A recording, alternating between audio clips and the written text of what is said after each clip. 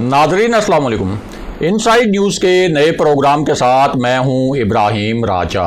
और आज हम आपको बताएंगे कि चौधरी निसार अली खान ने पंजाब असेंबली में हलफ उठाने के हवाले से और अपने सियासी मुस्तकबिल के हवाले से क्या सनसनीखेज़ इंकशाफात किए हैं। हमारे कुछ अहम सवालात के क्या मानी खेज़ जवाबात दिए गए। क्या चौधरी निसार अली खान को वज़ीर आला पंजाब बनाने का फ़ैसला कर लिया गया है। क्या इस मुबैना फ़ैसले के पीछे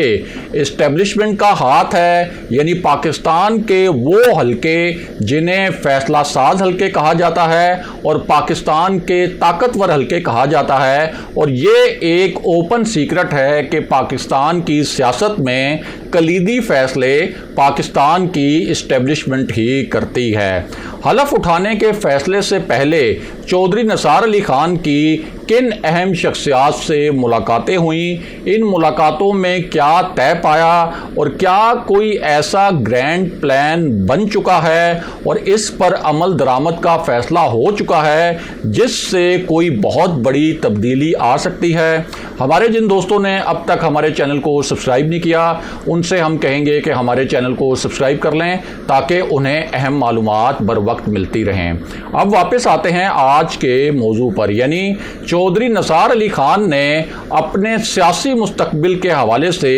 किस नोयत के इंकशाफात किए हैं और पंजाब असेंबली का हलफ उठाने से पहले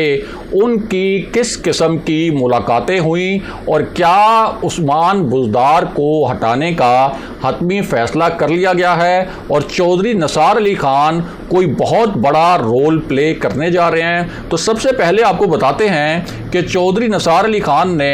5 अहम तरीन सवालात के क्या जवाबात दिए और इन सवालों के जवाब एक ऐसे वक्त में दिए गए जब ये तासुर बना और इस तरह की इतलात इस्लामाबाद और रावलपिंडी में आना शुरू हुई कि चौधरी निसार अली खान से हाल ही में कुछ अहम हलकों के नुमाइंदों ने मुलाकातें भी की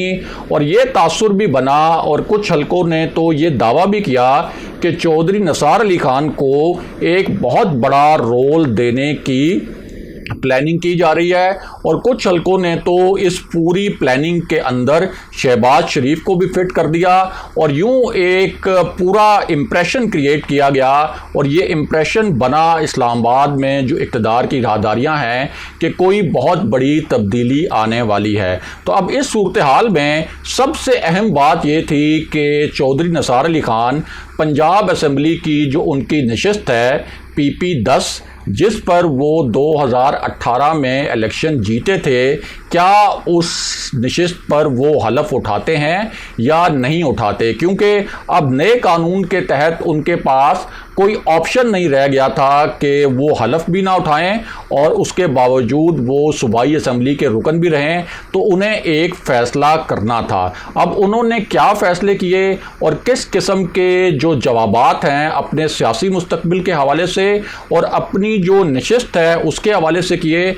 उसके मुतल्लिक आपको मुख्तसरन बताते हैं। एक तो आपको बताएं कि उनका कहना ये है और उनका मौक़िफ़ ये है कि PP10 जो कि पंजाब असेंबली की नशिस्त है, यहाँ से वो 31,000 वोटों से जीते थे और उनका मौक़िफ़ ये है कि मेरे वोट जो हैं वो 53,000 थे, यानी उन्होंने 2018 के इलेक्शन में PP10 से 53,000 वोट हासिल किए थे और दूसरे नंबर पर जो उम्मीदवार थे वो एक आज़ाद उम्मीदवार थे और उनके वोट सिर्फ 22,000 थे, जबकि तहरीके इंसाफ के जो उम्मीदवार हैं उन्हें सिर्फ 19,000 वोट मिले थे। अब यहाँ से चौधरी निसार अली खान के बकौल मैं इतनी लंबी लीड से जीत गया और जाहिर है कि 2 गुना से भी ज़्यादा मार्जिन था चौधरी निसार अली खान का इस सूबाई नशिस्त पर, लेकिन वो कौमी असेंबली की दोनों नशिस्तें हार गए। अब चौधरी निसार अली खान साहब का मौक़िफ़ ये है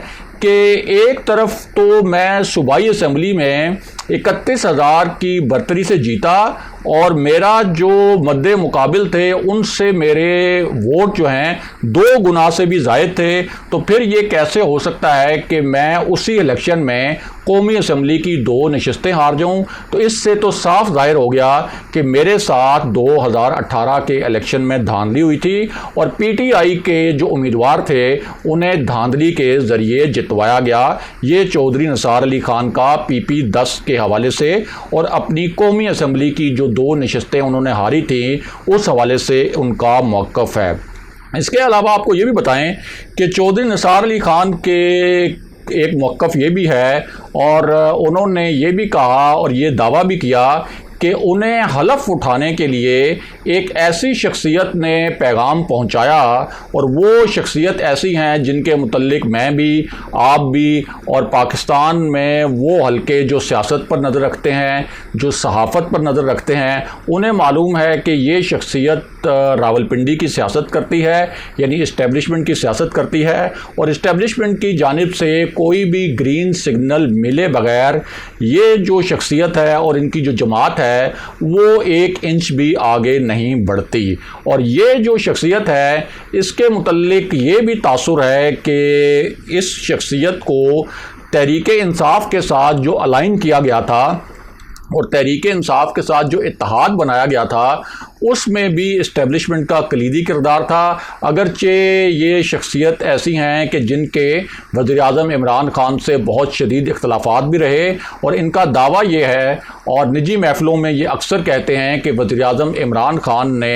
ان کی جماعت کے ساتھ احسان فراموشی کی، اور کئی ایسے مواقع تھے کہ جہاں انہوں نے ریسکیو کیا پی ٹی آئی کو اور وزیر اعظم عمران خان کو بہت مشکل صورتحال میں، لیکن وزیر اعظم عمران خان نے ان کا شکریہ تک نہیں ادا کیا۔ اور حال ہی میں انہوں نے یہ بھی کہا کہ جب پنجاب میں سینٹ کا الیکشن ہوا تو پی ٹی آئی وہاں بہت برے طریقے سے ہار رہی تھی، اس کے بعد سینٹ کا جو پورا الیکشن ہے وہ میں نے مینیج کیا، اور پی ٹی آئی کو جتنی سیٹیں ملنی چاہیے تھیں وہ میری ایفرٹس کی وجہ سے ملیں، لیکن اس معاملے پر بھی وزیر اعظم عمران خان نے ایک لفظ تک جو ہے وہ شکریہ کا نہیں بولا۔ لیکن اس سے پہلے جب یہ الیکشن سینٹ کا ہونا تھا تو اس وقت تو مجھے بار بار وفاق سے یہ میسیجز دیے جاتے تھے اور وزیر اعظم عمران خان کے یہ میسیجز دیے جاتے تھے کہ آپ ہمارے لیے یہ جو سینٹ کا الیکشن ہے اس میں کوئی کردار ادا کریں۔ اس سے پہلے وزیر اعظم عمران خان نے یہ جو شخصیت ہیں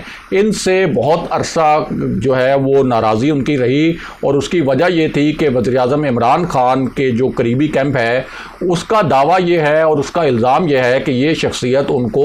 سیاسی طور پر بلیک میل کرتی رہی، اور بہت عرصے تک ان کی ملاقاتیں بھی نہیں ہوئیں۔ تو اب یہ جو پورا بیک گراؤنڈ ہم نے آپ کو بتایا اس سے آپ اندازہ لگا سکتے ہیں کہ یہ شخصیت کتنی اہمیت کی حامل ہے۔ اور چودھری نثار علی خان صاحب کا کہنا ہے کہ یہ جو شخصیت ہے یعنی اسپیکر قومی اسمبلی چودھری پرویز الہی، انہوں نے چودھری نثار علی خان صاحب کو پیغام بھیجا تھا کہ وہ حلف اٹھا لیں، اور انہوں نے تو یہاں تک بھی پیشکش کی کہ آپ میرے اسپیکر کا جو چیمبر ہے اس چیمبر میں آ کر حلف اٹھا لیں، یعنی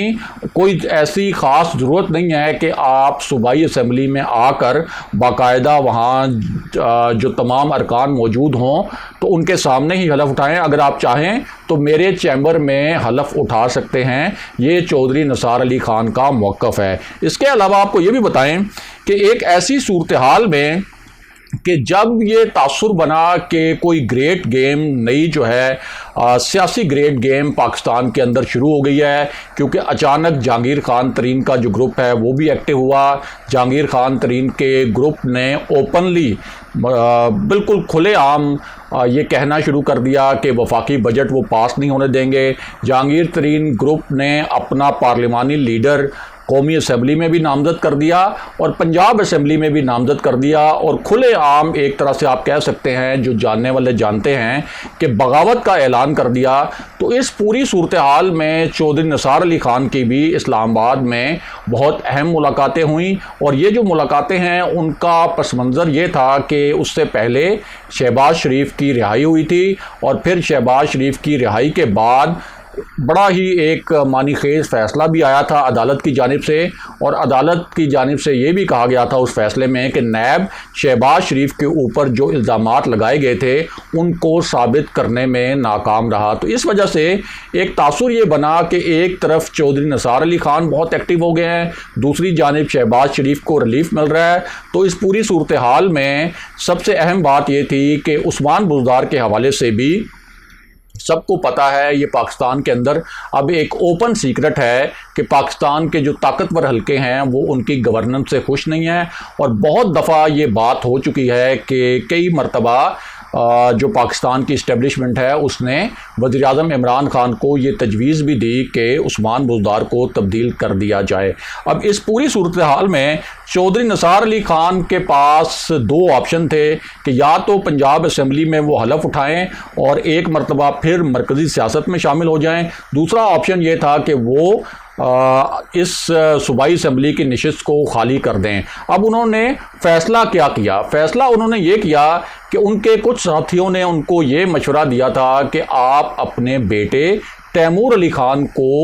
یہاں سے الیکشن لڑائیں، یعنی صوبائی الیکشن کی نشست، صوبائی نشست جو ہے پنجاب اسمبلی کی وہ آپ چھوڑ دیں اور اپنے بیٹے کو الیکشن لڑوائیں۔ لیکن ہمارے جو سوالات ہم نے ان تک پہنچائے تھے ان کے جواب میں یہ کہا گیا کہ چودھری نثار علی خان کو یہ مشورہ دیا گیا ان کے ساتھیوں کی جانب سے کہ موجودہ سیاسی صورتحال میں، خاص طور پر ایک ایسی صورتحال میں جب غلام سرور خان کے بارے میں چودھری نثار علی خان یہ سمجھتے ہیں کہ انہیں دھاندلی کے ذریعے جتوایا گیا تھا، لیکن اب وہ کوئی انڈر پریشر بھی ہیں رنگ روڈ سکینڈل کی وجہ سے، تو انہیں یہ مشورہ یہ دیا گیا کہ وہ میدان بالکل خالی نہ چھوڑیں۔ ان کے بیٹے کا ابھی کوئی سیاسی تجربہ نہیں ہے، اگرچہ یہ سیٹ ان کی ایک پکی سیٹ سمجھی جاتی ہے، لیکن پھر بھی انہیں یہ مشورہ دیا گیا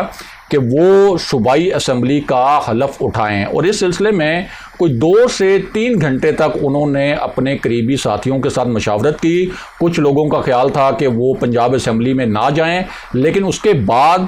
انہوں نے فیصلہ یہ کیا کہ وہ پنجاب اسمبلی کا اب حلف اٹھائیں گے، یعنی PP10 سے وہ باقاعدہ اب رکنے پنجاب اسمبلی بن جائیں گے۔ اب اس پوری صورتحال میں یہ جو کچھ حلقے اطلاعات دے رہے ہیں اور کچھ حلقے یہ دعوے کر رہے ہیں کہ چودھری نثار علی خان صاحب کو کوئی بہت بڑا رول دینے کا فیصلہ کر لیا گیا ہے، اور اصل وجہ جو ہے چودھری نثار علی خان کی یہ حلف اٹھانے کا جو انہوں نے فیصلہ کیا ہے، اس کے پیچھے کوئی اسٹیبلشمنٹ کی ہی گیم ہے۔ لیکن ہمارے جو ذرائع ہیں ان کا یہ کہنا ہے کہ چودھری نثار علی خان کے فعال ہونے سے سیاست میں ایک ہلچل تو آئے گی، ایک پریشر جو ہے وہ تو کریٹ ہو سکتا ہے حکومت پر، خاص طور پر پنجاب حکومت پر، اور خاص طور پر جہانگیر ترین کا جو ایک نیا فیکٹر ایمرج ہوا ہے اس صورتحال میں۔ لیکن فی الحال کوئی ایسا فیصلہ نہیں ہوا کہ چودھری نثار علی خان کو وزیر اعلیٰ پنجاب بنا دیا جائے یا ان کو کوئی میجر رول دیا جائے پاکستان کی موجودہ سیاست میں۔ اگلے پروگرام تک کے لیے خدا حافظ۔